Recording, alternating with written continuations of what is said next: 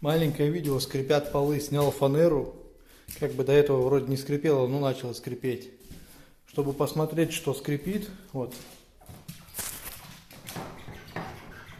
Слышно, что скрипит. Я взял болгаркой, выпилил квадратик и залез сюда.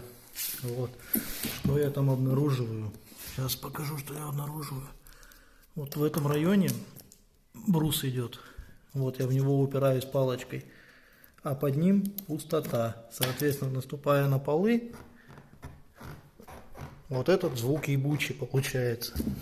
Что делать? Туда либо клин забить, вот туда, и либо запенить все к хуям.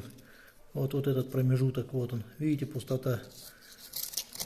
Сука ебаная. Столько проблем от нее. Я уже, блядь, выдрочился просто. Уже вроде все бы готово было, все сделано, и на нахуй.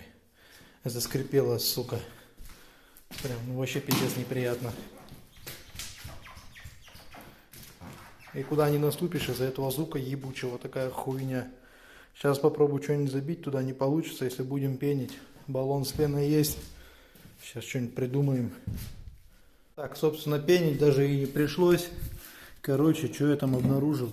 Вот тут между брусом, который вот так поперек идет, там то ли блок, то ли бетон был. Я между ними кусок вот этой деревяшки, которую выпилил, вон забил туда и нахуй. И что получилось? Все, сука, не скрипит. Получается, что там было? Я сейчас образно покажу. Вот так поперечный брус идет. Вот так брус поперечный, на нем доски вот так идут. И этот брус должен стоять, грубо говоря, вот на таких бетонных, ну это просто на железе покажу, на бетонных, ну то есть в опорах. И получается, одна пора была вот так в воздухе. И, сука, постоянно играли доски. Я что сделал? Я туда доску загнал сейчас. И получается, нихуя не играет теперь. Вон он, этот брусочек. Все, заебись. Будем собирать дальше квартиру обратно. Вот, блядь, сука, времени отобрало у меня. Ну, а оставить тоже нехорошо со скрипящими полами. Это ж пиздец будет.